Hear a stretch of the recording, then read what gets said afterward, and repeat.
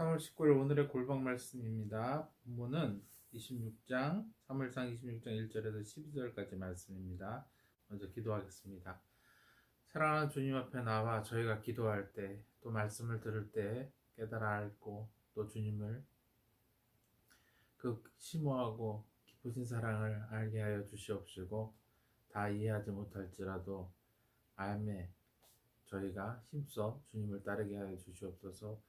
예수님의 이름으로 기도합니다. 아멘. 10사람이 기브아에 와서 사울에게 말하여 이르되 다윗이 광야 앞 하길라 산에 숨지 아니하였나이까 하매 사울이 일어나 광야에서 다윗을 찾으려고 이스라엘에서 택한 사람 3,000명과 함께 광야에 내려가서 사울이 광야 앞 하길라 산 길가에 진치니라.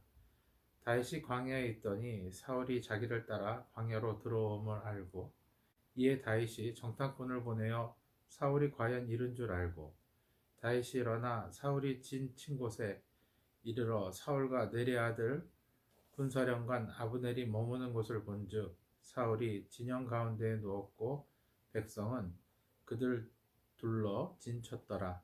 이에 다윗이 헷사람 아히멜렉과 수르의 아들 요압의 아우 아비새에게 물어 이르되 누가 나와 더불어 진영에 내려가서 사울에게 이르겠느냐 하니 아비새가 이르되 내가 함께 가겠나이다. 다윗과 아비새가 밤에 그 백성에게 나아가 본즉 사울이 진영 가운데 누워 자고 창은 머리곁 땅에 꽂혀 있고 아브넬과 백성들은 그를 둘러 누웠는지라. 아비새가 다윗에게 이르되 하나님이 오늘 당신의 원수를 나의 손에 넘기셨나이다. 그러므로 청하오니 내가 창으로 그를 찔러 단번에 땅에 꽂게 하소서.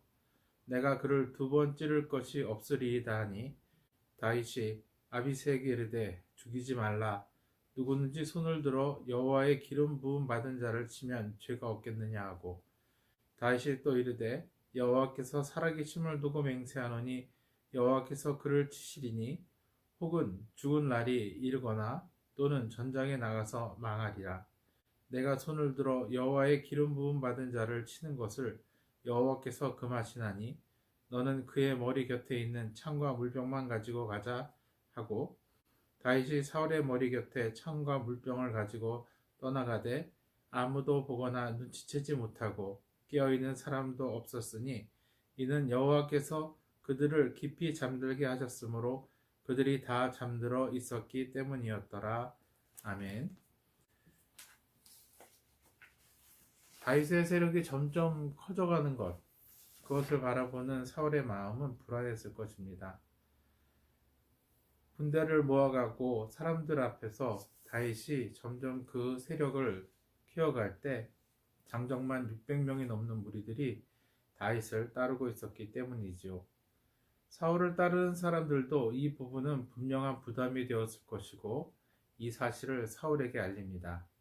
10사람이 기브아에 와서 사울에게 말하며 이르되 다윗이 광야 앞 하길라 산에 숨지 아니하였나이까 하매 사울은 다윗의 병력의 5배를 동원해서 다윗을 찾으러 갑니다. 사울이 일어나 광야에 다윗을 찾으려고 이스라엘에 택한 사람 3,000명과 함께 광야로 내려가서 사울이 광야 앞 하길라 산 길가에 진치니라. 다윗이 광야에 있더니 사울이 자기를 따라 광야에 들어옴을 알고 이에 다윗이 정탐꾼을 보내어 사울이 과연 이른 줄 알고 사울은 전쟁에 준하는 수준의 병력을 동원하여서 진을 갖추었습니다. 블레셋과의 전쟁할 때도 늘 준비했던 인원이 3,000명이었죠. 이런 대규모의 병력이 이동을 하고 있음을 알아챈 다윗은 정탐을 보내어 사울 군대의 정황을 살핍니다. 전쟁에 익숙한 다윗은 군영도 잘 살펴봅니다. 다윗이 일어나 사울이 진친 곳에 이르러 사울과 넬의 아들 군사령관 아브넬이 머무는 곳을 본즉 사울이 진영 가운데에 누웠고 백성은 그를 둘러 진쳤더라. 그리고 사울을 보호하기 위해서 백성들이 사울을 둘러 진치고 잠든 것을 알게 되었습니다. 그리고 거기에 분명한 틈이 있다는 것을 알고 다윗은 그 틈을 파고들 계획을 세웠습니다. 이에 다윗이 햇사람 아히멜렉과 스루의 아들 요압이 아우 아비새에게 물어 이르되 누가 나와 더불어 진영에 나아가 내려가 사울에게 이르겠느냐 하니 아비새가 이르되 내가 함께 가겠나이다. 다윗과 아비새가 밤에 그 백성에게 나아가 본즉 사울이 진영의 가운데 누워 자고 창은 머리 곁 땅에 꽂혀 있고 아브넬과 백성들은 그를 둘러 누웠는지라. 다윗은 아비새와 함께 성공적으로 사울이 자고 있는 것까지 당도했고 거기에는 자신의 목숨을 노리고 수차례 던져졌던 사울의 창이 꽂혀 있는 것을 볼 수 있었습니다. 그를 둘러싸고 있는 백성들은 아무도 다윗과 아비새가 그들에게로 숨어든 것을 알지 못했지요. 다윗이 감히 5배나 되는 자신들을 공격하리라 또는 침입하리라라는 것을 생각지도 못했을 것입니다. 모두가 자신의 힘을 믿고 평안하게 잠들었을 때 다윗과 아비새는 그 틈을 파고들어 그들이 이곳에 들어온 목적이 무엇인지 이야기합니다. 아비새가 다윗에게 이르되 하나님이 오늘 당신의 원수를 당신의 손에 넘기셨나이다. 그러므로 정하오니 내가 창으로 그를 찔러서 단번에 땅에 꽂게 하소서. 내가 그를 2번 찌를 것이 없으리이다. 이렇게 얘기합니다. 아비새는 이 기회에 근심거리를 해치우자고 말하고 있습니다. 하나님께서 주신 기회라고도 말합니다. 자신의 유익을 위해서라면 하나님의 이름을 언급하는 것도 서슴지 않습니다. 다윗을 위해서 자원하기까지 합니다. 만약 아비새가 이 일을 행한 후에 자신이 한 일이 아니라고 다윗이 말할 수도 있었을 것입니다. 말릴 새도 없이 일어난 일이라고 한다면 더욱더 그럴 것입니다. 그러나 다윗은 아비새를 말립니다. 다윗이 아비새에게 이르되 죽이지 말라. 누구든지 손을 들어 여호와의 기름 부은 받은 자를 치면 죄가 없겠느냐 하고 다윗이 또 이르되 여호와께서 살아계심을 두고 맹세하노니 여호와께서 그를 치시리니 혹은 죽은 날이 이르거나 또는 전장에 나가서 망하리라.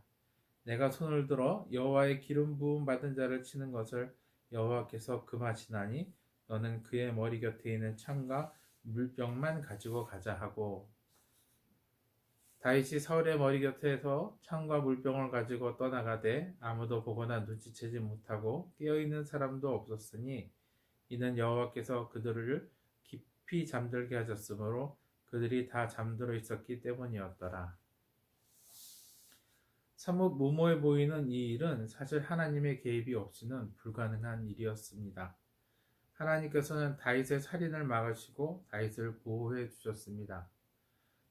다윗이 사울에게 간 이유는 이후에 본문에서 나타났듯이 사울을 죽일 의도도 있었어요.